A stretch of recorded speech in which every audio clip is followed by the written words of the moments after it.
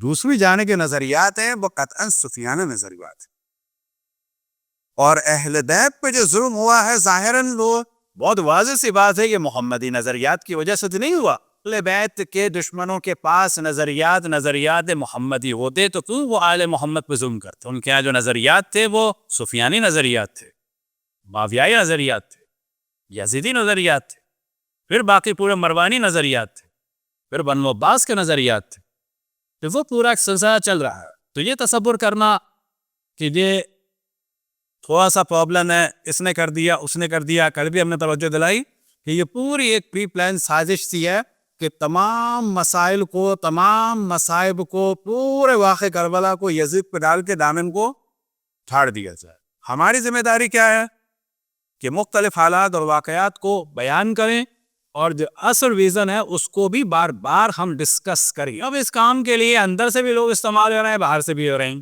اور اس کا مقابلہ علمی طریقے سے ہر فرد پہ کریں۔ ہم نے توجہ دلائی کہ سلیمان دیے جاتے ہیں، کیا دیے جاتے ہیں کہ جی دشمن کے ذکر کی کیا ضرورت ہے، فضائل اہل بیت بہت ہیں، اہل بیت تک کسی سے مقایسہ نہیں تھا۔ ہم نے کہا کہ اللہ کا بھی مقایسہ کسی بت سے نہیں ہے، لا الہ الا اللہ کہنے کی ضرورت۔ یہ سارے بوز ہوتے ہیں تاکہ ایک چیز کو تدریجاً قوم سے لے لیا جائے، یعنی اہل بیت کے دشمن کے ذکر کو ہٹا دیا جاؤ۔ اور کل میں توجہ دلائی کہ ہم سوچ رہے تھے کہ ابھی پہلا سٹیپ چل رہا ہے کہ اہل بیت کے دشمن کو ابھی ہٹایا جائے گا، 20-30 سال کے بعد اہل بیت کے دشمن جو فضائل لائے جائیں گے، اور یہ کیلکولیشن واقعا ہمارا بھی آؤٹ ہو گیا، ہمیں پتہ چلا نا یہ 2 سال بھی دور کی بات ہے، پچھلے سال ہی شروع ہو گیا اور اس سال پھر شروع ہو گئی تھی ایک آگے۔ حتیٰ اس سال کوشش کی گئی کہ سورہ براءت کہ جو اشرف الانبیاء نے نزول کے ادوائے تقریباً آخری سورہ میں سے ہے، اس کی چند آیات خلیفہ ابل کو دی تھی۔ اب اگر شروع سے ہی مولا علی کو دے دی ہوتی تو کہا جاتا یہ دے دی، لیکن وہاں پر کیا ہے، تمام روایات شیعہ اور سنی میں اس پہ اجماع ہے کہ خلیفہ ابل کو دی، اور دینے کے بعد حکم آیا اللہ سبحانہ و تعالیٰ کا کہ ان کے روکو اور واپس بلاؤ، اور کس کو بھیجو؟ اس شخص کو بھیجو کہ جو تم میں سے ہو، اور وہ کون ہے تم میں سے مرد؟ مولا امیر المؤمنین صدیق اکبر فاروق هذا الامت یعصوب الدین امیر المؤمنین علی ابن جاتا ہے، اور ہمارے یہاں بیان کیا جاتا ہے۔ کس اعتبار سے بیان کیا جاتا ہے؟ کہ اللہ اور اللہ کے حبیب کی نگاہ، پہلی بات یہ ہے کہ مولا امیر المؤمنین کو بھیج دیتے تو کہا جاتا کہ یہ 10 آیتیں بدل آیتیں شروع کی چل آیتیں جو ان سے بڑھوا دی، کون سا کام آ گیا؟ لیکن یہاں پہ کیا ہے کہ پہلے ان کو بھیجا گیا، پھر ان کو روکا گیا، اور پھر جب انہوں نے سوال کیا کہ اللہ کی جانب سے کوئی حکم آیا ہے تو اشرف الانبیاء نے فرمایا ہاں حکم آیا ہے کہ تمہارے ذریعے سے نہیں بلکہ ایسے فرد کے ذریعے سے اس کو بھیجو کہ جو تم سے ہے۔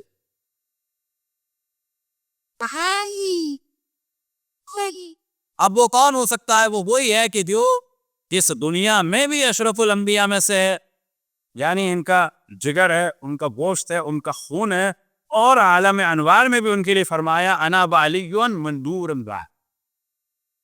اور یہاں سے واضح ہو گیا کہ اس بات کو کلیئر کر دیا گیا تمام مسلمانوں کے درمیان کہ جو سورہ بقرہ کی شروع کی چند آیتوں کو پہچانے کا حق نہ رکھتا ہو، وہ پورے ان کو پہچانے کے وہ پورے شریعت رسول اللہ کو پہنچانے کا کیا حق رکھتا ہے؟ کیا چیز یہاں پہ اصل کمال یہ ہے کہ بھیجا اور بلایا۔ لیکن آپ دیکھیں اس دفعہ اسی لاہور کے سامری کے ایک شاگرد نے واضح کہا کہ جن میں اچھائیاں ہیں انہیں بیان کریں، جیسا کہ خلیفہ اول کو بھیجا تھا سورہ برات لے کر۔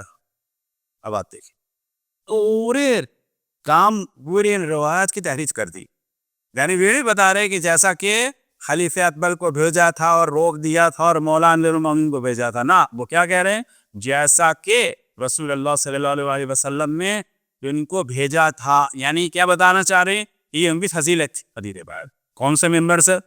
کویب میں مجلس اعلان نیوز ہے حسن کی۔ اب اس پہ اگر خاموش رہا جائے تو گناہ ہے، اور بولا جائے تو کیا ہے؟ MI6 کا ایجنٹ، یہ ایک ٹھپا مل گیا، توتا مل گیا۔ ارے بڑھانے کا طریقہ ہوتا ہے بات رہے کہ ڈر گیا ان لوگوں سے تو ڈر گیا، لیکن نتیجہ کیا ہوگا کہ اگر لوگ بڑھ جاتے تو عوام سنت بھی گمراہ ہو جاتے، ہوا سے اہل تشیع بھی گمراہ ہو جاتے. کیا واقعاً سورہ براز رسول اللہ صلی اللہ علیہ وسلم نے خلیفہ افضل سے بھجوائی، جن کی فضیلت کو کم کرنے والی روایت تھی اس کو فضیلت کی روایت بنا دی؟ کس نے بنا دیا؟ کسی دیوبندی نے، عریضی نے، کائلرس نے، سعودی عرب سے؟ نہ، یہ ہمارے درمیان سے کام ہے. اللہ سبحانہ و تعالیٰ کا شکر ہے وہ بعض علماء نے جواب دیا اور بالکل دینا چاہیے، اور اگر جواب نہیں دیا جائے گا تو انحراف بڑھتا چلا جائے گا. کچھ نہ کچھ لوگوں کو قربانی دینی. ابھی اور بات ہے، بہت بڑی تعداد، شرم کی بات ہے، کچھ ہمارے کو دوست احباب علماء، حتیٰ اس دفعہ ہم نے کچھ لوگوں سے کہا بھی کہ بعض ملاؤں کے لیے واقعاً شرم کا مقام ہے، ڈوب مرنے کا مقام ہے کہ اب وہ ذرا سی زبان کھولتے ہیں وہ بھی یہ کہہ کے کہ واقعاً اب تو حد ہو گئی. وہ انقلاب کے لیے بھی بولنے لگے ہیں، یعنی حضرت آدم کے لیے بولتے تھے کوئی بات نہیں، آئینہ پہ بولتے تھے کوئی بات نہیں، یعنی تمہارے نزدیک جو ہے اصول دین سے زیادہ ہو گیا انقلاب. اور انقلاب سراخوں پہ واقعاً ایک کارنامہ ہے امام خمینی رضوان اللہ تعالیٰ علیہ کا کہ اللہ ان کے درجات کو بلند سے بلند فرمائے، لیکن اصول حدیث کا آگے تو نہیں. آپ تصور کریں جس قوم کے علماء اس قسم کے ہو جائیں کہ وہ خاموش ہیں، اور اگر ان میں جنبش ہو رہی ہے تو اس وجہ سے ہو رہی ہے کہ واقعاً اب تو بہت زیادہ ہو گیا، تو زیادہ ہو گیا. یہاں سے پتا چلا کہ اصول دین کم ہے اور سیاسی موضوعات جو نقدہ میں جیسے بس امام خمینی رضوان اللہ تعالیٰ نے کام انجام دیا اور بہت اچھا ہے، انقلاب بلا شک ہمارے سر آنکھوں پہ، لیکن اصول دین اور حضرت آدم اور ان کی عصمت یا بالفاظ دیگر انبیاء کی عصمت قطعاً اصول دین میں سے ہر چیز سے افضل ہے. صلوات کو نظر محمد علیہ.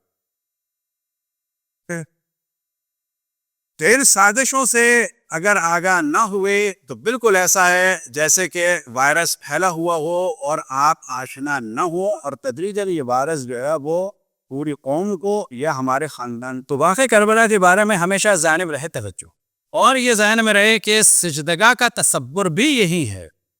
میں ہمیشہ توجہ دلاتا ہوں کہ سجدگاہ جو امام حسین علیہ السلام سے منسوب ہے، جس کا زیادہ ثواب ہے، یہ روایتوں کی وجہ سے ہے، یہ مولوی ملاؤں کی وجہ سے یا ذاکروں کی وجہ سے یا انڈیا پاکستان کے کلچر کی وجہ سے یا کربلا میں سجدگاہ بنانے والوں کی وجہ سے نہیں ہے، یہ روایتوں کی. امام حسین علیہ السلام کی تربت پر سجدہ کرنا سب سے زیادہ افضل ہے، اور وہ اللہ اور ہمارے درمیان جو حجاب ہے ان کو ختم کرتا ہے. ایسا اگر ہمارے پاس چہارد معصومین سے منسوب الگ الگ کتنی تھی، وہی سجدگاہیں میں فرض کریں، ظاہر ایک وقت میں کی سجدگاہ ہوگی، اسی وجہ سے انہیں بولا 14 سجدگاہیں، جس میں سے ایک سندے امام زمان علیہ السلام کی دست مبارک کی بنائی گئی.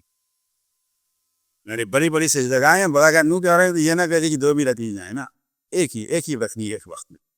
چہارد معصومین کی قبول کی ہیں، اور ایک جو ہے امام زمان علیہ السلام کے اپنے ہاتھ کی بنائی ہوئی ہو. اگر ان میں سے سلیکٹ کرنا ہو بحکم ائمہ رحمۃ اللہ السلام کی کون سی زیادہ افضل ہے نماز کے لیے، تو کون ہو جائے گی؟